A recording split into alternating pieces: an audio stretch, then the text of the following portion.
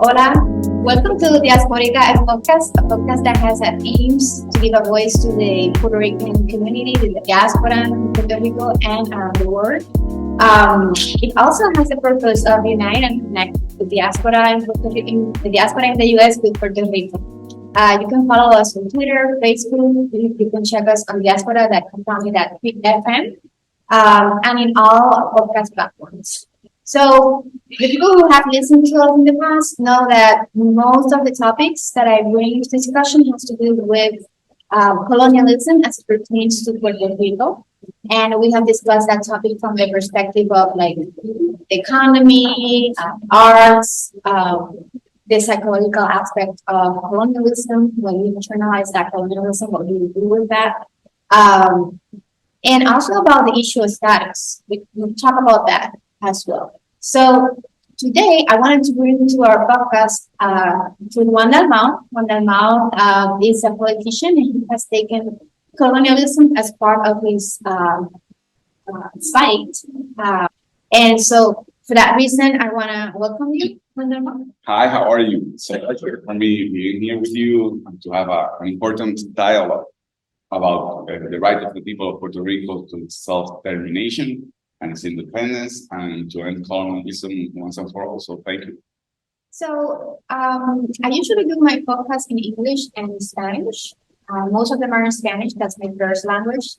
But I also have taken the aim to do podcasts in English because in conversations with people on the streets in Chicago and other places that I've talked about Puerto Rico, there is an enormous amount of misinformation or disinformation. People don't know much about Puerto Rico, and when I start talking to them about the reality of our colonial situation, they are surprised. But that's part of being a colony. Like the reality is kept hidden, not only from the people who suffered the colonial experience, but from the metropole as well. So I find that it's very important for people who don't know much about Puerto Rico, who are English speaking, to listen to us. But also the Puerto Ricans who are in the diaspora who don't speak Spanish and they don't understand it as much. I think it's fair that some of what's happening in Puerto Rico and the people who are in Puerto Rico also have a space to talk to that piece of the part of the population. So that's why I wanted to bring it here. Spanish is my first language also. I mean, 80% of the population in Puerto Rico does not speak English, only 20%, more or less, and I think like 10% are fully bilingual. So I think this part of your podcast is very important, particularly for the people of the United States, the English-speaking people, to have the information about what's going on in Puerto Rico, its political status, and the responsibility of the U.S. government and the U.S. people towards what is a non-democratic status, which is colonialism. So I think we're gonna do well. But if I don't find a word in English, I may be done. Don't punish me. It's not my first language. It's the same to me, so don't worry about that. Sometimes I make up words. So. But you will figure it out. Yeah, I hope so. Context. But maybe you want to know more about why I brought Juan Dalmau to this podcast. And I already said that he takes as an aim to fight against colonialism from his position as a politician. And so also, we're in a very historical moment in Puerto Rico in terms of like he has run for, like he has been a senator in the House in Puerto Rico, but he has run for governor several times. And the last time he won 14% of the votes. And you from, maybe from your perspective, that might not be a lot of votes, but if you understand the historical context in which that takes place, it's a lot. And it makes us hope that we can have a different person in office that, like could bring a different mentality. Because so far we have had two parties that have taken, turns, and they all support the status quo in some way or another. And so we want to bring something different and someone who would really understand what colonialism is. So To start, I wanted to ask you for the people who don't know you, what can you tell them about who is Juan Dalmau? Well, I'm from Cabos, Puerto Rico. I was raised by, I mean, my family is, we are four brothers, and we were raised by my mother, my father. My mother was a public servant. My father had a small business in Cabos. But even though they are not, or they were not independentistas, they taught us things that I think led me to the independence movement. The idea that I don't have to feel that I'm worthless. That I shouldn't believe that I have more value than other people, but never to accept that I have less value of other people. The idea of the value of working hard, and when I got into the University of Puerto Rico, I started my activism as a student and as a political party, the Puerto Rican Independence Party. I started in the youth of that movement, and till today, and right now I'm Secretary General of the Puerto Rican Independence Party. Was elected senator in the previous election. In 2012, I ran for governor for the Puerto Rican Independence Party, and in 2020. So your introduction is it's true. I mean, it wasn't possible by any metric of the Puerto Rican experience that a Puerto Rican Independence Party candidate could obtain 14% of the votes. That's something historic. Our party always got like 2%, 3% of support in Puerto Rico in the past. So this is the first time we grew 7 times what we got in previous elections, and that's something that we have to build upon, right? So it's a great responsibility, but I'm very hopeful that this next election is going to be even more dramatic in terms of the changes in Puerto Rico, and I think we're going to make history. If you were going to tell the audience or the public who is listening to us, what made you finally say, I think we should believe in independence for Puerto Rico. This is the right choice. What would you say? Well, I think, first of all, in my case, the family values that my mother, my father taught us, the idea, as I said, that I don't have to accept that I'm worthless, I'm not good enough, and that other people somehow are better, or they have more human value. And when I started at the University of Puerto Rico, I started my political activism. I found at that point that independence is a democratic struggle. It's the idea that we Puerto Ricans have the right to be the leaders of our country, of our territory. And colonialism is basically the opposed version of what democracy is supposed to be. So I started at the University of Puerto Rico, and I know that a lot of people think that, well, when you're a student, well, you take your decisions more passionately, or more because you haven't got the opportunity to have other responsibilities, the grown-ups responsibilities. But that's not the case. Actually, in the University of Puerto Rico, I learned that independence doesn't mean that we won't have a relationship with the United States. We want to keep our relationship with the United States as equals. A fully democratic country, not a colonized country, but also have relationship with other countries. And economic development, be part of the international community, be part of international economic treaties.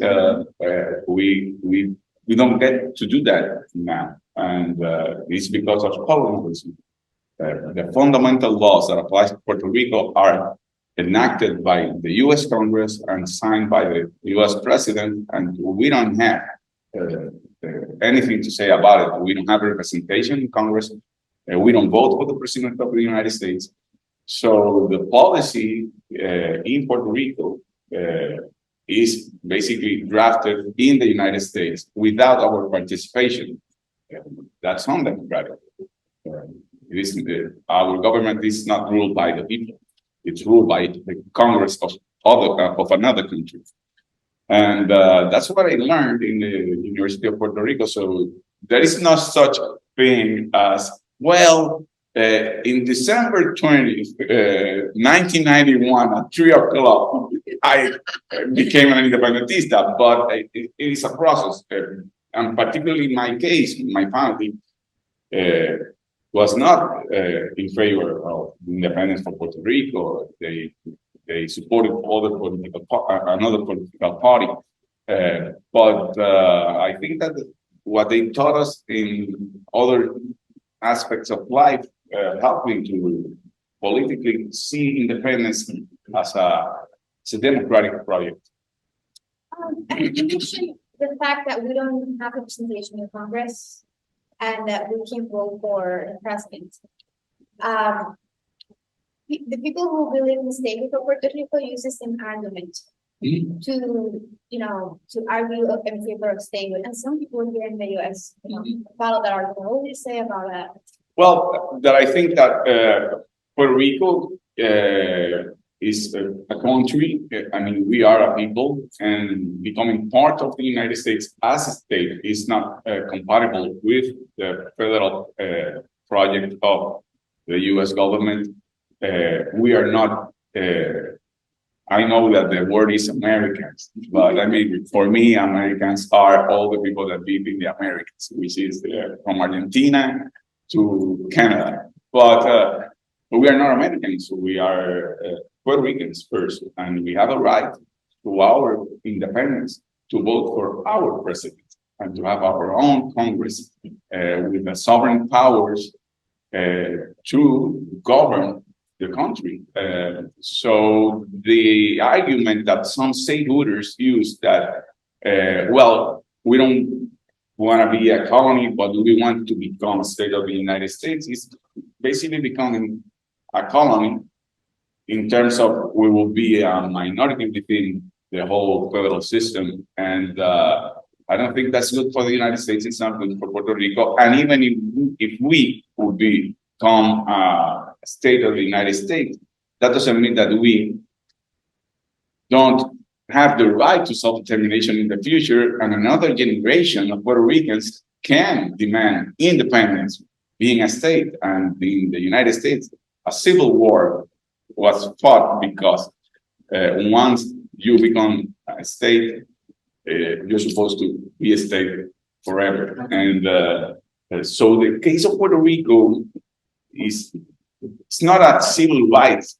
case. It's a human rights case. It's a right of self-determination, which is different when you are a minority within the United States than when you are a people that were invaded in 1898 and you were turned into a possession of the United States, what constitutionally the United States calls an unincorporated territory, which is a territory that is controlled by the U.S. Congress, but does not have the same rights as an incorporated territory or a state.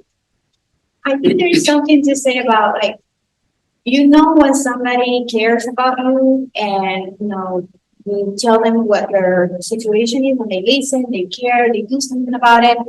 And when people don't care. Mm-hmm. And I've been involved in some efforts with Congress talking about different things related to Puerto Rico.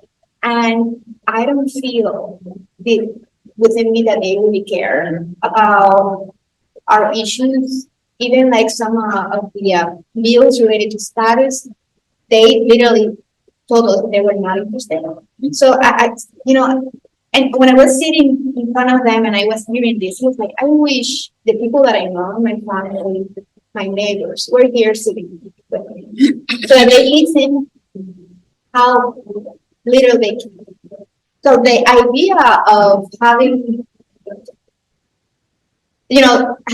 having Congress passing laws for us from people who literally don't care. I can't even imagine something like that. How does that make sense for us as people? Well, I think that the U.S. approach towards Puerto Rico in terms of policy, it's, I think, sum up in a Latin phrase that says "quieta non movere," which means stay calm, stay quiet, don't move. And that's the attitude of the United States towards Puerto Rico. I mean, we have this possession, this territory, we control the territory, and we don't have to do much else. And I think that that's the reason I believe that the United States Congress will not address Puerto Rico's political status and colonial status until they feel the pressure to act upon it. There's a recent example in Puerto Rico. I mean, recently, historically speaking, when the U.S. Navy took control of Vieques for 40 years, they were bombing Vieques, having military exercises in Vieques.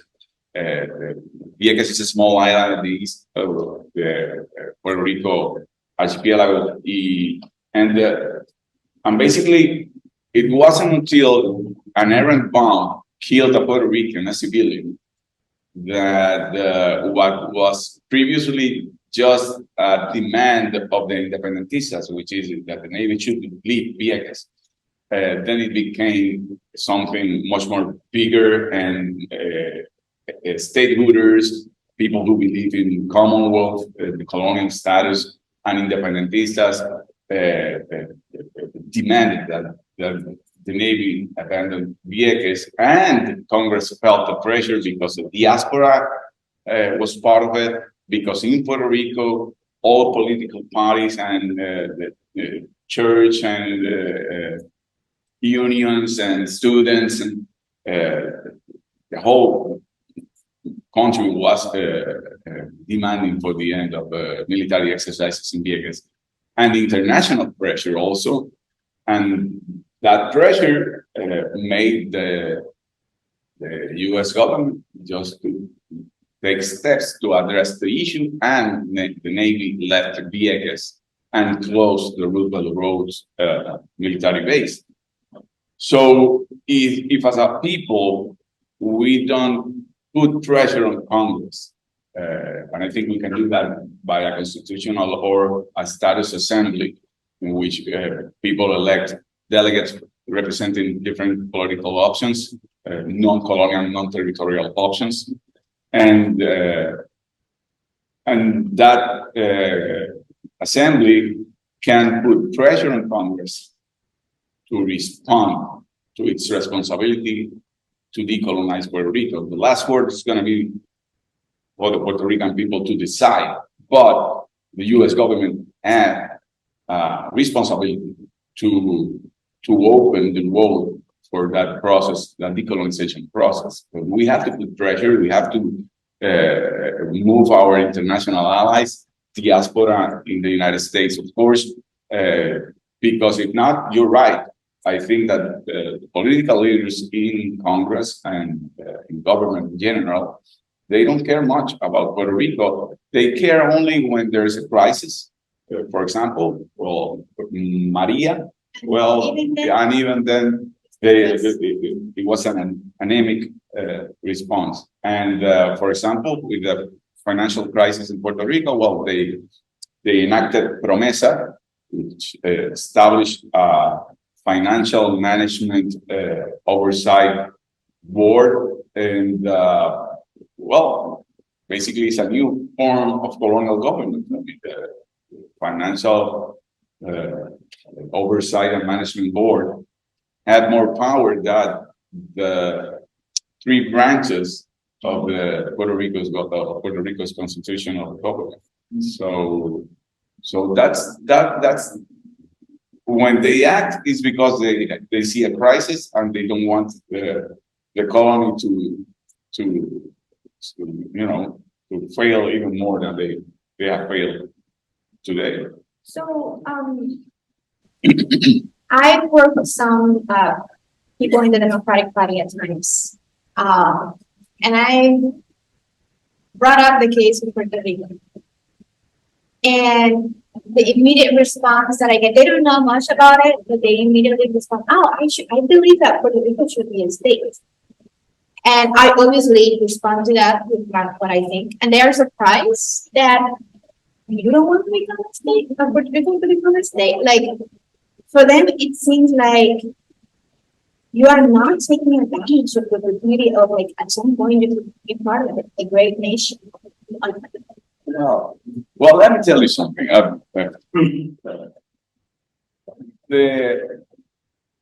The idea or the doctrine that drove the territorial expansion of the United States toward the West at first, then towards Mexico, and then with the Hispanic American War, Spanish-American War, the expansion towards the Caribbean and the Pacific was the manifest destiny. The manifest destiny basically said that the US people are superior people. I mean, not the people, men, white, Anglo-Saxon, Protestant, landowners. They were superior people that they were given the burden by God to civilize what they saw as inferior people. And that was the case with the Native Americans, and they put them in reservations. And that was the case in Mexico. And they took half of the territory of Mexico, and then the case of Puerto Rico. So I think even unconsciously, when an American tells you, but you don't want to become a state, it's like you are not good enough to be by your own as an independent country. And I'm giving you this great opportunity to treat you as a superior being that I am. I think they do it unconsciously, but it's something that it needs to be addressed, particularly with the Democratic Party and some progressive leaders or liberal people in the United States, that the reparation for colonialism, for 125 years of colonialism, is not statehood, which implies that I have to renounce what I am and the right that I have to become a sovereign country as a people. I have to assimilate, and not being what I am, it's that mentality of the manifest destiny, which is you are inferior, and the only way you can be as supreme as I am is that you renounce your identity as a Puerto Rican and you become an American. And I use this example when I speak with people from the progressive branch of the Democratic Party or liberals. I explain this. I can understand why, from the perspective of African Americans in the United States, the idea that Rosa Parks sat in the front seat of the bus was a challenge to the injustice that the African Americans still live today. They were not treated as equals. But the case of Puerto Rico is not a case of civil rights. It's a case of human rights. It's the right of a people to self-determine their political, economic, and social future by becoming an independent country. That's a right recognized in international law. It's part of the UN Charter. is part of the resolution 1514, Roman number 15, which is the right of the people to self-determination and independence. And I use that example because when I use the example of Rosa Parks, I can understand why she wanted to sit in front seat of the bus. But as a people, we want to drive our own bus. It's not a matter of where do we sit, it's that we want to drive. We want to have the authority to decide our future as a people. And I think that's something that needs to be discussed and explained to people that are from the Democratic Party or people that are liberals, progressive. In terms of the Republican Party, some people can understand that. I acknowledge also that there are people that, for the wrong reasons, within the Republican Party, think that Puerto Rico should be independent, and that's the racial issue, the idea that we have our own culture, and that's another kind of approach for some political leaders in the United States. They may remind you that a couple of years ago, Donald Trump offered to trade Puerto Rico for Greenland with the Danish. And constitutionally, it's true that the United States governments feel they have the constitutional authority to cede Puerto Rico to another country or sell it. But the way he said it, it was more driven by a racial thing than recognizing the right of the people of Puerto Rico to its independence and self-determination. And you know, like when Donald Trump said that he wanted to trade Puerto Rico, it's deeply infuriating. But at the same time, like, we know that, we've known that, especially independentistas for a long time. But the only thing is that he said it in a way that was very racist. And what infuriated me was also how surprised were Americans by his statement. Because that means that you ignore our relationship with the United States, and that's their shit, The constitutional framework of the relationship of the United States towards Puerto Rico was decided in 1901 to 1904 by a series of cases that the U.S. Supreme Court decided. They are known as the insular cases. And the doctrine of the insular cases is that the Constitution of the United States does not follow the flag, which means that the United States can acquire territories that are not meant to be a state of the United States, and they can govern them by virtue of the territorial clause of the U.S. Constitution.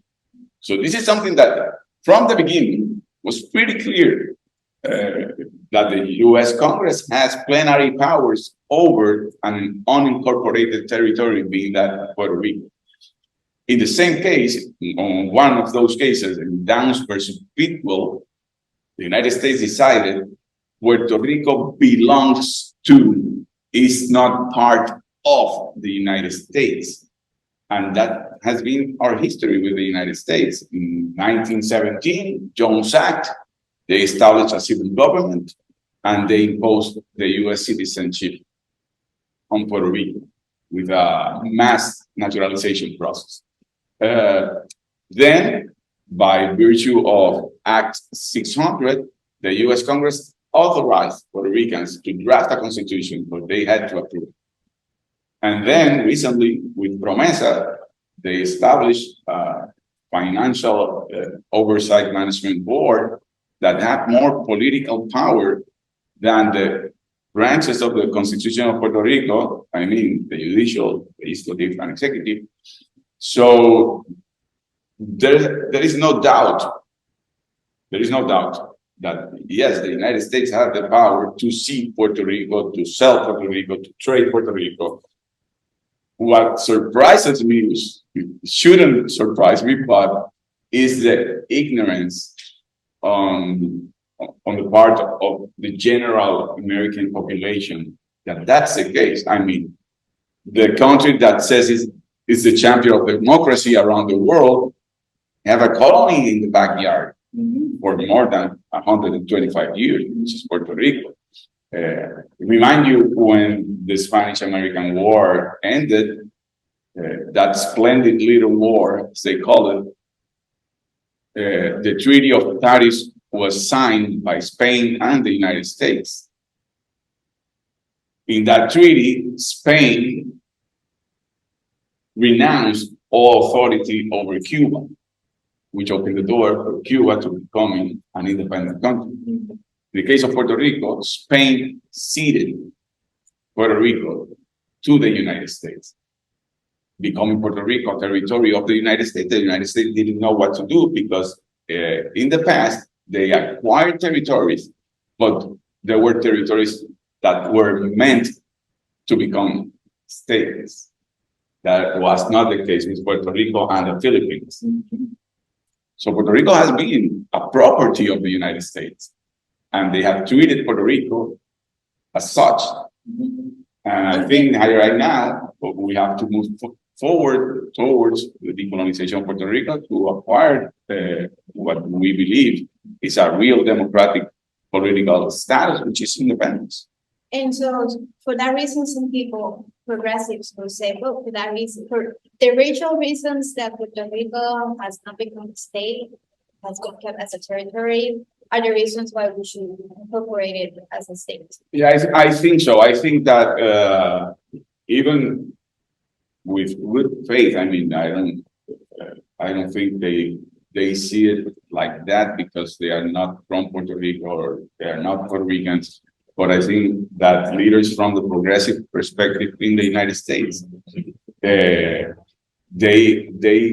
think that if they support Puerto Rico's independence, that somehow that's going to cost them with the Hispanic votes because they are going to be seen like you denounce colonialism, but you're saying that we have to kick them out. So many of them think, well, no, I don't like colonialism, but I want you to take you to my home and to protect you and or all that mentality. All what that entails because they know how racist this country is. Of course, and I think that if you have a progressive point of view in terms of political agenda or whatever, then you have to acknowledge that a people, this is a nation, we have our own history, our own culture, our own language. We have a right to be sovereign, as the United States is a sovereign country, as 193 plus independent countries around the world. So the idea that you have to renounce, you cannot continue to be what you are, to be Puerto Rican, to assimilate to the American way of life and the culture. And I think that's a twisted way to see reparations for colonialism in the case of Puerto Rico.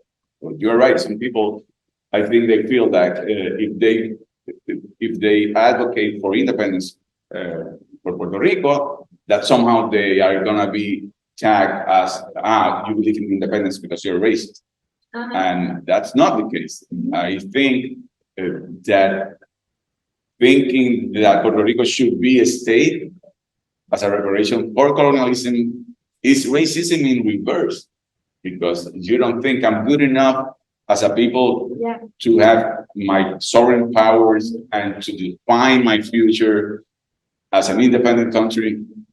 So you then think I should become a state. It's like England saying, well, the 13 colonies should stay, should remain with us, because they're so incapable of governing themselves. That's a good comparison. Yeah. So now I know you've been here you travel to the US several times, you must have talked with some politicians. You're from Puerto Rico, but here in the US. So what has been the reaction of some of the politicians here when we talk about independence as opposed to their reaction to the state? Well, I think that independence option has great support among politicians, including those that think that or say that statehood is the next step for Puerto Rico. Behind closed doors, they say, well, but that's never going to happen. I mean, Puerto Rico is a nation. Puerto Rico has its culture, history. So the issue of identity is important for them. So I think that independence has the majority of the support with the politicians that I've talked to, and some that have expressed that feeling. But I think that your previous question is something that I've seen also, that even people that you think are going to support independence, they are against imperialism, they are against the idea of treating other races differently or thinking of them as less. They don't support independence publicly because they think they are going to be attacked as anti-Hispanic or anti-Puerto Rican, or against the idea that you can come to the big house of democracy becoming a state, which is not real. But so sometimes there are people that you think would be natural allies to the cause of independence of Puerto Rico, but they feel that if they do it publicly, then they're going to be attacked. Actually, a couple of years ago, I worked closely with then Congressman Luis Gutierrez for a bill, this HR 900. It was a bill for Congress to recognize the right of the people of Puerto Rico to its self-determination and sovereignty. And the idea was to that a plebiscite be held in Puerto Rico, and the people of Puerto Rico would choose between free association, sovereign free association, or independence. Mm-hmm. And the idea of that bill was that Luis Gutierrez, being a Puerto Rican, being a Democrat, was proposing the bill just to make those people in the Democratic Party or the progressive point of view comfortable with the idea you can support independence, you can support sovereignty. And I'm telling you because I'm Luis Gutierrez, I'm Puerto Rican, and I'm from the Democratic Party. So it was an effort just to educate those politicians that still, at least openly, resist to support it. Like you made me think about one time. It was when the election time, 2020, and I got into an Uber, and suddenly I began to have this political conversation with the driver, and we agreed on so many things. And then she asked, "So those are the best conversations." And then she's like, "Where are you from?" I'm like, "I'm from Puerto Rico." Oh, and so the conversation turned into like, she said, "Oh, I support statehood for Puerto Rico," or something like that. And I said, "I don't." And she was like a little bit like shocked. And she was like, "Well, what was it thinking?" And I could see her desire to learn, And I would say, "Well, if you can get your act together and help us with Hurricane Maria, what are you doing here? Just leave. So you're just in the middle of just being an obstacle." That was a good way to explain to her, like, why would somebody who's progressive, who's Puerto Rican, would not support statehood in Puerto Rico? So. Yeah, I mean, I agree with you, but I think that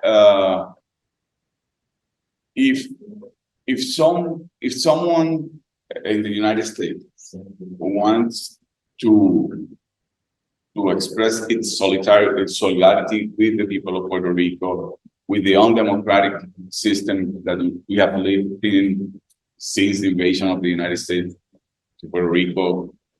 And if they value the democratic concept of the people having the authority to define their future, their political future, their social, economic future, then the step is to support independence and not statehood. Statehood is a denial of our history as a people, and our identity as a people is something that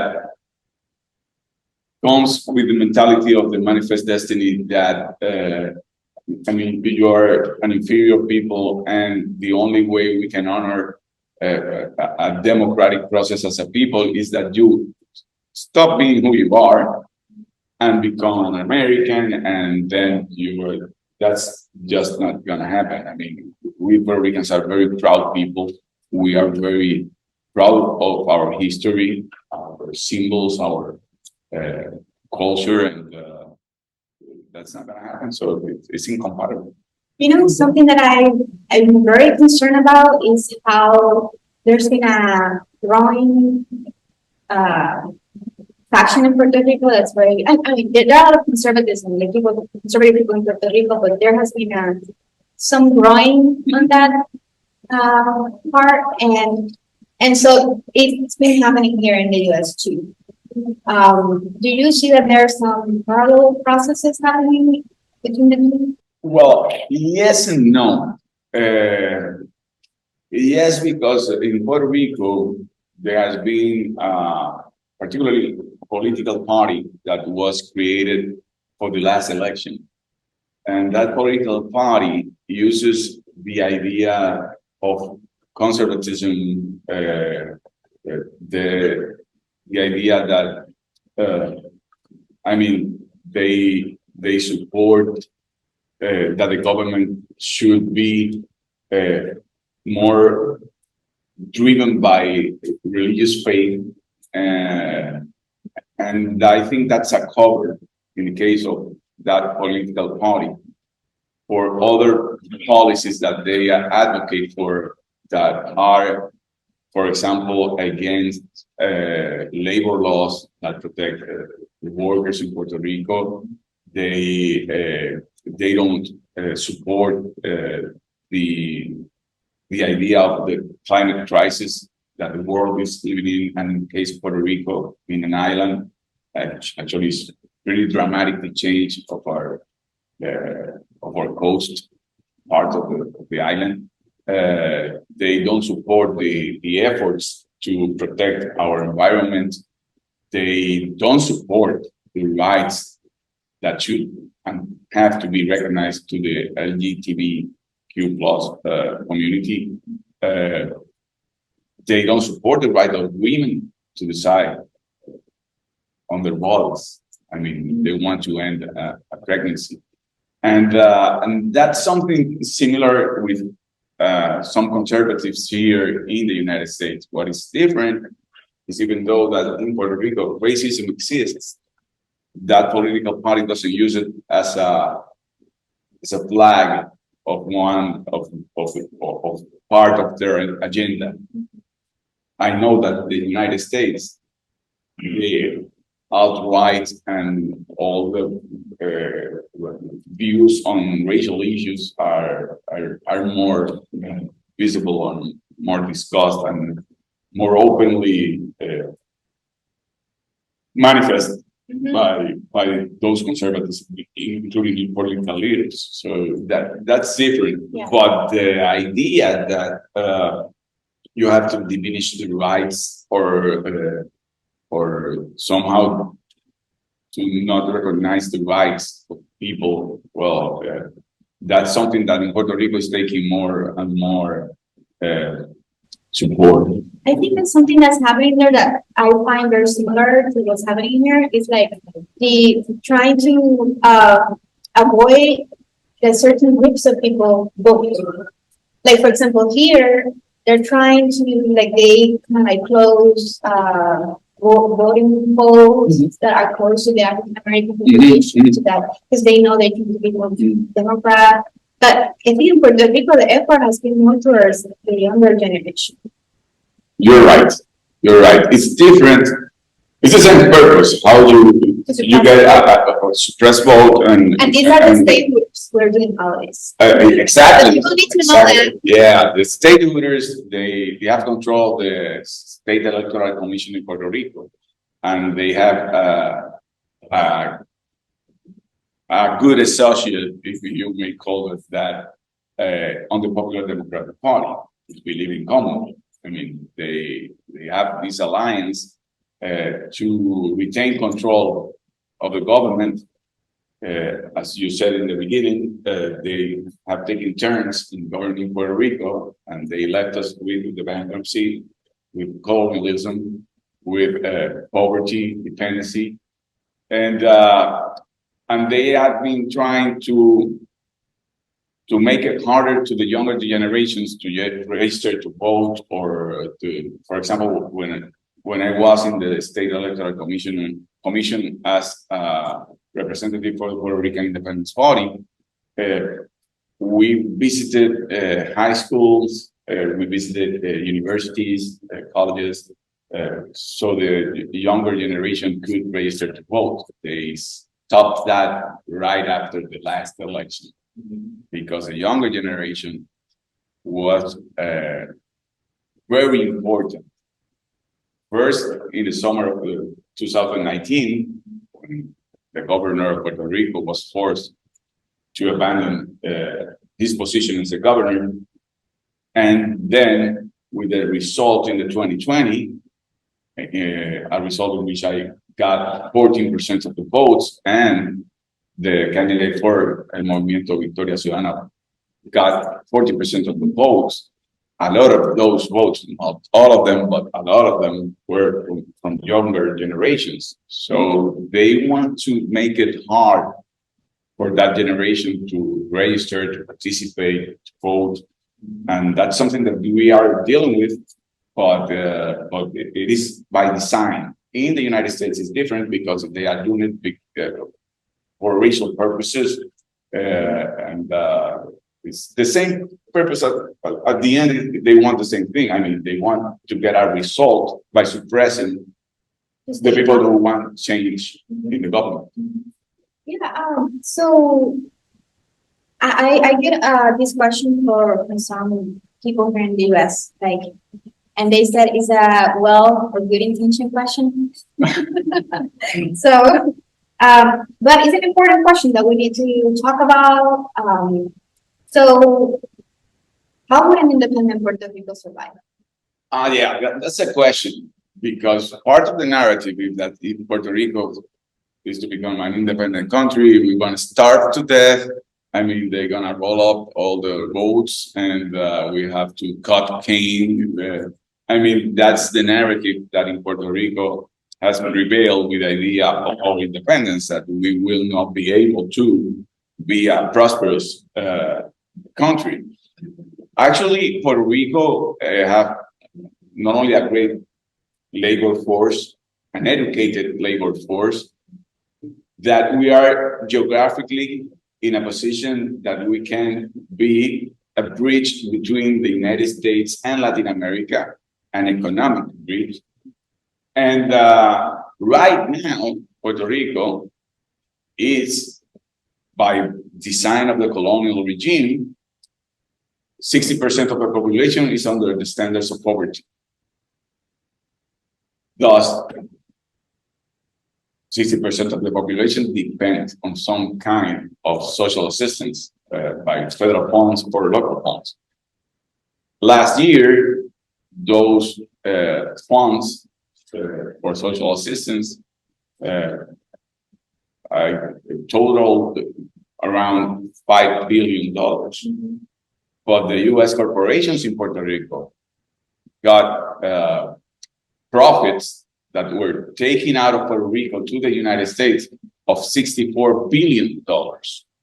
I mean, it is good business to have a colony that could be very prosperous, but the laws that apply to us that are approved by Congress limits the opportunity for Puerto Ricans to be more prosperous economically. I mean, we are basically a dependent economy on the United States, and I mean, the independence option would open our doors to have friendship, commerce, trade with the United States, but also with other countries. And some of the laws that right now apply to Puerto Rico would not have to apply. So it is, I mean, the independence option is the option for economic prosperity. Right now, we are impoverished, we're in bankruptcy, and statehood is not going to help to be a prosperous country people. I think people are realizing that, like the Puerto Rican people. I think there's been an awakening. We should say that. And that's part of why maybe the first day passion in Puerto Rico wants to express the vote. So for those who are like more interested in helping, to help the cause of independence from the diaspora, how can they help? And also in connection with the Puerto Rican people. Well, first of all, I think to educate the American people is very important. I mean, platforms like yourselves right now is an opportunity to talk to the people of the United States and explain the case of Puerto Rico. Also, I think that it is very important all the Puerto Rican people in the diaspora have families in Puerto Rico. Call them, inspire them, promote change. We have a chance to really become something that we deserve, a better country, what I call Patria Nueva. I mean, we are very proud of our patria, what we are, but we have to make it new. And I think it's a great opportunity. Register to vote, call your family. If you can vote, even though if you are a student in the United States, you have a right and you can vote in Puerto Rico by mail. If you are working in the United States, but it's not permanent, you can vote by mail also. So there are a lot of things that you can do to help, not only in terms of the conclusion of our political dilemma, colonial dilemma, but also with the next election. It's very important. If we don't have a person as a governor with a commitment for decolonization and to take the steps that Congress had to respond to that obligation, then we will be, we will continue kicking the can. I mean, and time will go by, we will stay poor, we will stay bankruptcy, we will stay in an undemocratic political system. And I think the time is now. So thank you very much for this opportunity. Thank you for being here with us at Diaspórica Podcast. We are very happy to have you here, and we hope that you continue listening to our episodes in the future and to tell your friends, share with other people, and see you later. Bye.